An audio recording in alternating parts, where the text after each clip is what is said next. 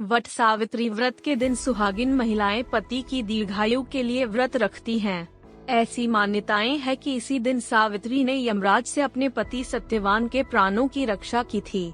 ये बेहद कठिन व्रत है और करवा चौथ के व्रत जितना ही फलदायी होता है। इस दिन सुहागिन महिलाएं पति की दीर्घायु के लिए व्रत रखती हैं।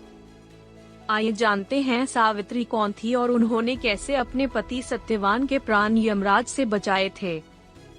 मद्र देश के राजा अश्वपति की कोई संतान नहीं थी। संतान पाने की ख्वाहिश में राजा ने कई वर्षों तक कठोर तपस्या की। इस तपस्या से प्रसन्न होकर माता सावित्री ने राजा को एक तेजस्वी पुत्री का वरदान दिया। चूंकि इस कन्या का जन्म माता सावित्री की अनुकंपा से हुआ था, इसलिए इसका नाम सावित्री ही रखा गया। राजकुमारी सावित्री जब बड़ी हुई तो उनके लिए योग्य वर की तलाश करना बड़ा मुश्किल हो रहा था। अंततः राजा ने एक मंत्री के साथ सावित्री को वर की तलाश में तपोवन भेज दिया। सावित्री ने राजा द्युमत्सेन के पुत्र सत्यवान को वर के रूप में चुना।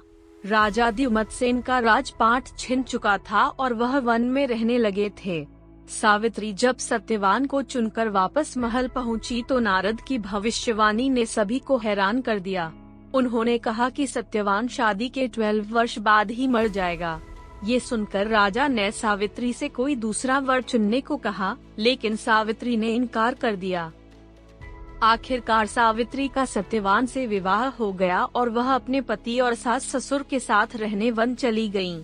नारद की भविष्यवाणी को ध्यान में रखते हुए जब सत्यवान की मृत्यु का समय करीब आया तो सावित्री ने उपवास रखना शुरू कर दिया।